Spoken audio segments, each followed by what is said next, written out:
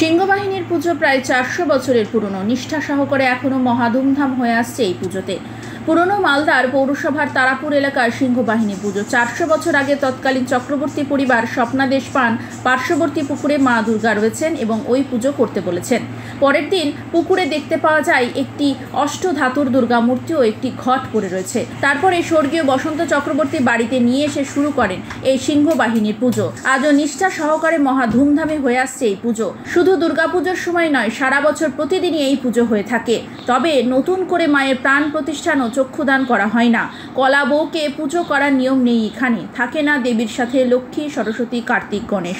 ইতিমধ্যেই আসন্ন পুজোকে ঘিরে তোড়জোড় শুরু হয়েছে তারাপুর এলাকার বাসিন্দাদের। সিংহবাহিনীর এই পুজো মন্দিরে হয়ে থাকে। আগে চক্রবর্তী বাড়ির পুজো থাকলেও এখন সর্বজনীন হয়ে গেছে। তবে এই পুজো নিয়ম কানুন আলাদা। প্রতিদিন এই পুজো সকাল 10টা থেকে 11টার মধ্যে হয়ে যায়। ষষ্ঠী থেকে দশমী পর্যন্ত বিশেষ পুজো হয়। তবে এই পুজোয় অন্নভোগ হয় না। মায়ের সামনে লুচি, হালুয়া সহ নানা রকম ফল মূল অর্পণ করা হয়। এই পুজো ত্রিপাঠী পরিবারের বংশ পরম্পরা করে আসছে। এই পুজোর পুরোহিত গোপীনাথ ত্রিপাঠী বলেন, আমাদের পূর্বপুরুষ এই পুজো করে আসছেন। আমিও বহু বছর ধরে এই পুজো করে আসছি। আমি মন্দিরে নিত্য পুজো করে থাকি। মহা ধুমধামে পুজোর 4টে দিন কেটে যায় এলাকাবাসীর। এটা প্রায় ধরেন আমি যা শুনে আসছি প্রায় 400 বছর পুজো হয়েছে। হ্যাঁ, কিন্তু মানে কোন একটাতে মানে মহারাজা ছিলেন। মহারাজা ছিলেন, এই যে পুকুর আছে না, এই পুকুর থেকে মানে এই গোটা এলাকা সব পুকুর ছিল। এই ঘর বাড়ি ছিল না, এই ঘর বাড়ি ওটা পর হয়েছে। কিন্তু এই সিংহবাহিনী এইখান থেকে উঠেছে। এইখান থেকে উঠে সব ভেসে এসেছিল, মহারাজা ভেসে এসেছিল।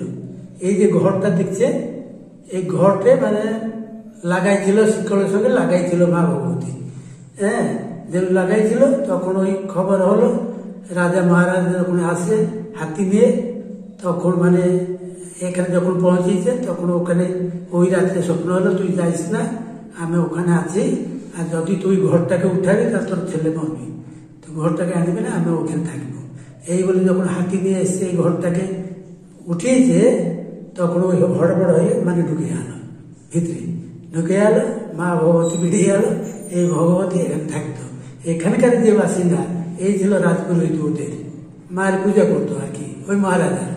তখন ও রাত্রে কি করলো, তখন ওই পুরোহিত, এই পুরোহিত এখানকার বাসিন্দা, ও বললো তাহলে আপনি তো আমার পুরোহিত, তাহলে মা যখন যাবে না তাহলে আপনি মানে পুজো করবেন। আর এই গোটাটা এই যে মিউনিসিপ্যালিটি অফিস দেখছে, একবারে এই কালীথানা পর্যন্ত ওই যে আসলে ব্রিজ পার হয়ে রাস্তাতে, ওই ব্রিজ পর্যন্ত গোটাটাই সিংহবাহিনী। আচ্ছা, হ্যাঁ, সিংহবাহিনী হওয়ার পরে পুকুরটা থেকে গেছে। ওগুলা তো মিউনিসিপ্যালিটি আজকাল কিসের মূর্তি আছে এটা? এটা অষ্টধাতু। অষ্টধাতু।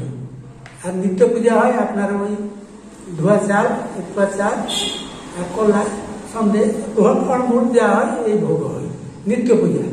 আর সন্ধ্যাবেলা কিছু মানে ইয়ে হয় না, ধূপ প্রদীপ একটু পড়ে, বেশ। এই হলো মার মানে কাজ। আর ভগবতী পূজার সময় 15 দিন যেমনি অনুষ্ঠান হয়, পুজো হচ্ছে, সেরকম এখানে অনুষ্ঠান হয়, পুজোটা হয়।